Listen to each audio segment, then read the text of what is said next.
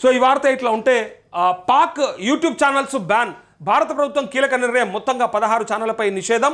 అందులో ఆ దేశ మాజీ క్రికెటర్ షోయబ్ అఖ్తర్ది సైతం పహల్గామ్ ఉగ్రదాడిపై తప్పుడు కథనాలతో వ్యాప్తితో కేంద్రం నిర్ణయం అంటూ ఇగో పాక్ యూట్యూబ్ ఛానల్స్ ఏవైతే ఉన్నాయో పాకిస్తాన్కి సంబంధించినవి, సో భారత్ నిర్ణయం తీసుకుంది.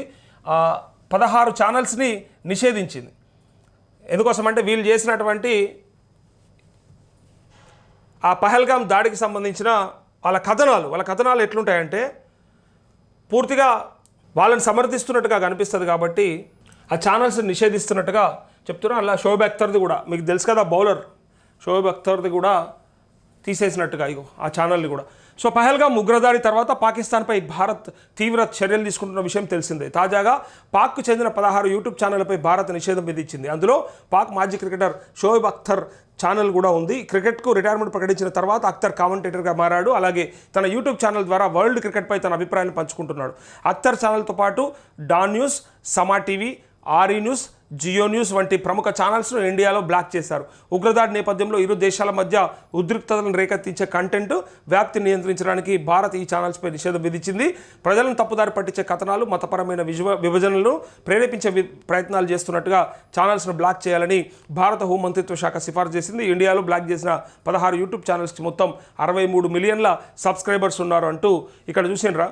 ఇండియాలో బ్లాక్ చేసిన 16 ఛానల్స్కి 63 మిలియన్ల సబ్స్క్రైబర్లు ఉన్నారట. అది మన దేశంలో కనిపించకుండా చేస్తారు.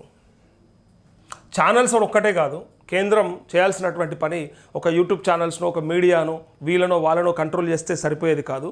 యాక్చువల్గా పాకిస్తాన్ సంబంధించినటువంటి కొందరు వ్యక్తులు మాట్లాడినటువంటి వీడియోలు అక్కడక్కడ సోషల్ మీడియాలో కనిపిస్తూ ఉన్నాయి. వాళ్ళు ఏమంటారు తెలుసా, ఈవెన్ కబడ్డీ ప్లేయర్స్ కూడా రకరకాల మాటలు మాట్లాడుతూ ఉన్నారు.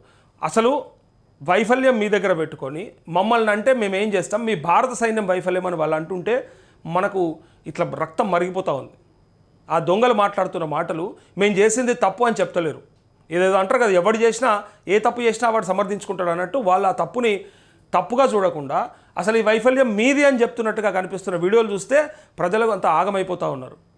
అందుకే అట్లాంటి మాటలు మనకు వినపడకుండా చేసే ప్రయత్నం చేస్తున్నారు కరెక్టే, కానీ నిజంగా అది పునరావృతం మాత్రం కాకూడదు. ఎట్టి పరిస్థితుల్లో మళ్ళీ భవిష్యత్తులో ఎక్కడ కూడా ఒక చిన్న ఇన్సిడెంట్ జరగాల్సిన పని లేదు. అలా జరగకూడదు కూడా.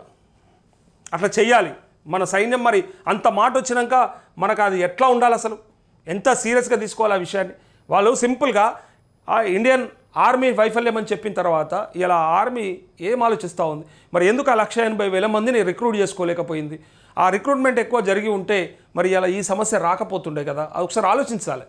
ఇప్పుడు ఏదో డబ్బులు తగ్గిపోతాయనో లేకపోతే మన నిధుల్ని అంటే కొంత తగ్గించొచ్చనో ఆ ప్రయత్నంలో అనవసరంగా మన దేశానికి సంబంధించిన 28 మంది అమాయకుల ప్రాణాలు పోయినాయి కదా. ఒకసారి ఆలోచన చేయాలి దేశం కూడా.